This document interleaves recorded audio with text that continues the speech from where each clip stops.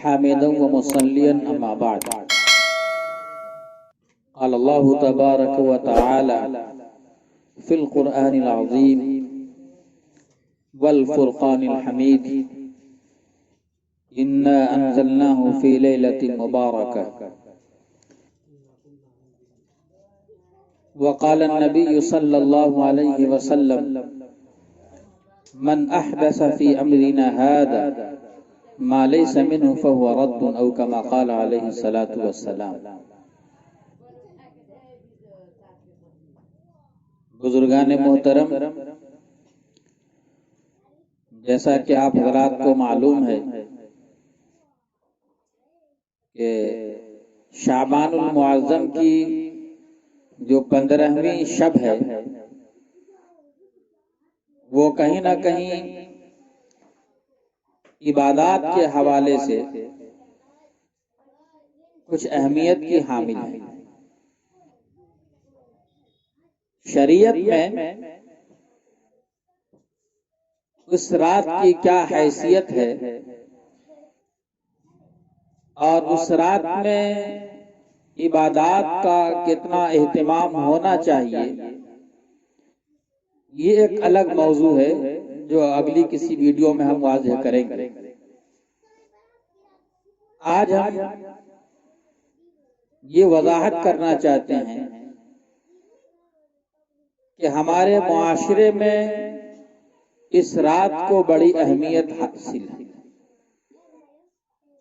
اس رات میں لوگ جاگنے کا اہتمام کرتے ہیں، قبرستان جاتے ہیں، اور بعض لوگ تو ایسے ہیں جو حلوہ پوری اور خدا معلوم کیا کیا بناتے ہیں اور مختلف طرح کی خرافات میں ملوث ہیں. لیکن ان تمام باتوں کو چھوڑ کر ہم ایک بات کی وضاحت کرنا چاہتے ہیں. جیسا کہ عوام میں مشہور ہے کہ یہ رات اللہ رب العالمین کی جانب سے انوار کی برسات ہوتی، رحمتیں برستی ہیں، بلکہ اللہ تبارک و تعالی آسمان دنیا پر نزول فرماتا ہے اور اپنے بندوں سے آواز لگاتا ہے کہ ہے کوئی بخشش طلب کرنے والا، ہے کوئی ضرورت مند، فلاں فلاں. آپ سب جانتے ہوں گے. ہم اسی پہلو سے ایک بات کی وضاحت کرنا چاہتے ہیں کہ جب معاشرے میں یہ بات مشہور ہے، معاشرے کا ہر فرد اس رات کو مغفرت کی رات سمجھتا ہے، تو کتنے ایسے ہیں جو مغفرت کے طلبگار ہیں؟ کتنے ہیں وہ لوگ جو اللہ سے اپنی ضروریات مانگتے ہیں؟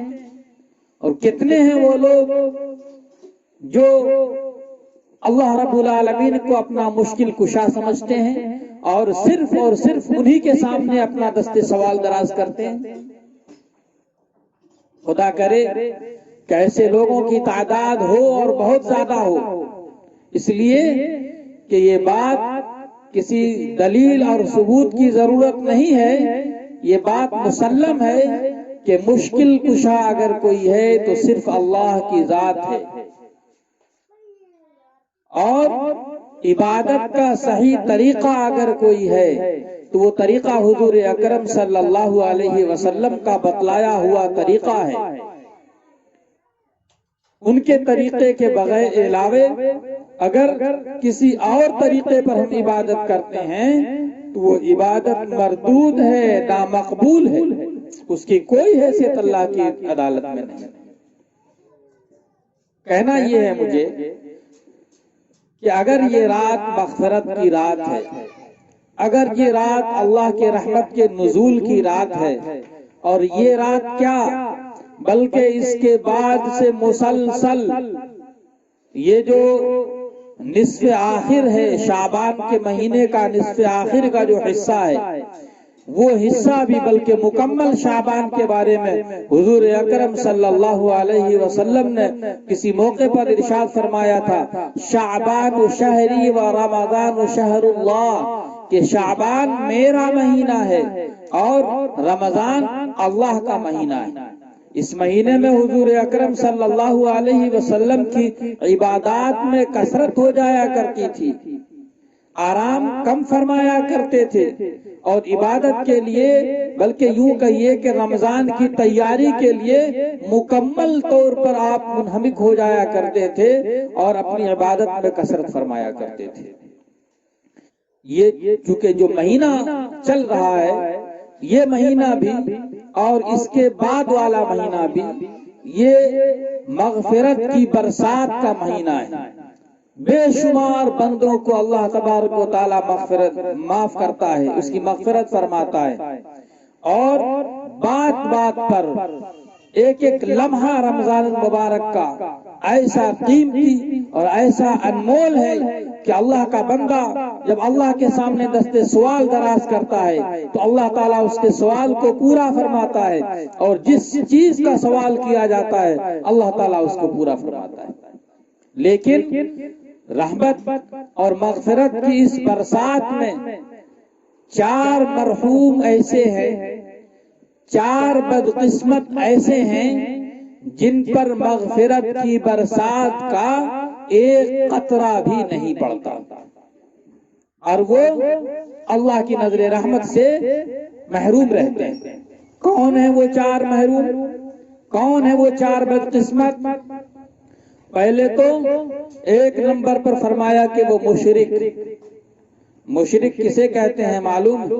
یہ بڑا تفصیلی موضوع ہے، لیکن یہ موقع تفصیل کا نہیں۔ قرآن پاک میں اللہ رب العالمین نے فرمایا، ان الشرک لظلم عظیم، کہ شرک بہت بڑا گناہ ہے۔ دوسرے موقع پر فرمایا، ان اللہ لا یغفر ان یشرک بہ ویغفر ما دون ذلک لمن یشاء، اللہ تعالیٰ شرک کو معاف نہیں کرے گا، اور شرک کے علاوہ جتنے گناہ ہیں اللہ تعالیٰ اس کو معاف کر دے گا۔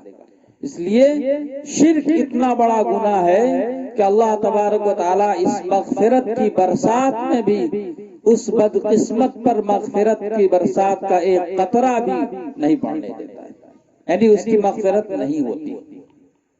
نمبر 2 پر کون ہے؟ نمبر 2 پر وہ بدقسمت ہے جو والدین کی نافرمانی کرتا ہے۔ والدین کی نافرمانی آپ کو معلوم ہے، اٹھائیے قرآن پاک کو اور پڑھیے، اور اس حوالے سے اس پر نظر کریے۔ اللہ تبارک و تعالیٰ نے قرآن پاک کے اندر جہاں جہاں اپنے حقوق کا تذکرہ فرمایا ہے، بعین ہی اس کے بعد ماں باپ کے حق کا تذکرہ فرما کر یہ بتلا دیا ہے کہ اللہ کے بعد اگر انسان پر کسی کا سب سے بڑا حق ہے تو وہ ماں باپ کا حق ہے۔ اس حقوق کی ادائیگی کرنے والا شخص نہایت مطیع اور فرما بردار شمار ہوتا ہے، اور اس حقوق کی حق تلفی کرنے والا شخص نہایت نافرمان، بدماش اور شریر شمار ہوتا ہے، وہ ملعون شمار ہوتا ہے۔ ایسا ملعون جو مغفرت کی برسات میں بھی بارش کا ایک قطرہ بھی اس کے بدن پہ نہیں پڑتی، اور وہ محروم رہتا ہے، وہ بدقسمت رہتا ہے، وہ روتا ہے، گڑ گڑاتا ہے، لیکن اس کی مغفرت نہیں ہوتی۔ اور ایسے ہی تیسرے نمبر پر وہ ہے جو شراب کا عادی ہے۔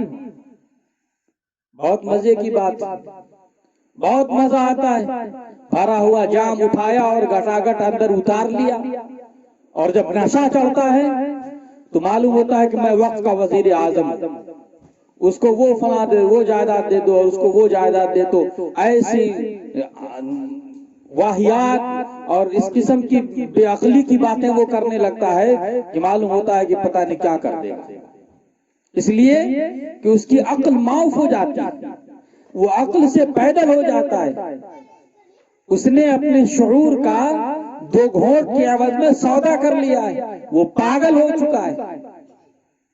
شراب اتنی خراب چیز ہے جس کے بارے میں حضور اکرم صلی اللہ علیہ وسلم کی احادیث میں بہت ساری وعیدیں آئی، اتنی خراب چیز ہے، معاشرے میں برائیوں کا جڑ ہے، اس سے بہت ساری برائیاں پنپتی ہیں، معصیت کا وجود ہوتا ہے۔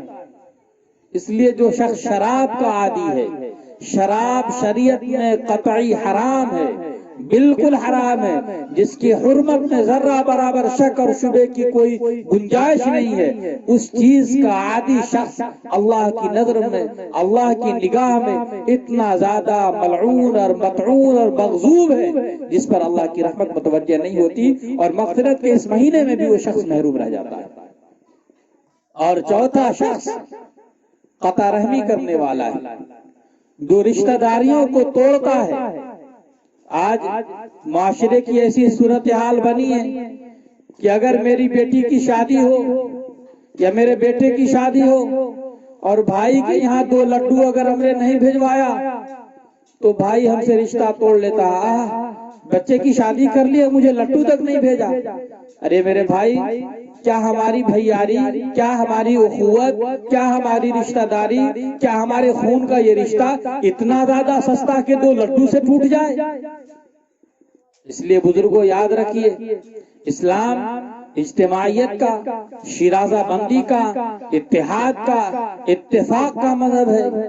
اختلاف اور انتشار سے اسلام کا کوئی تعلق نہیں ہے۔ اس لیے قطع رحمی کرنے والا شخص، آج 2 پیسے ہو گئے، ہم اپنے خاندان کے غریب لوگوں کی طرف نظر اٹھا کر نہیں دیکھنا پسند کرتے ہیں۔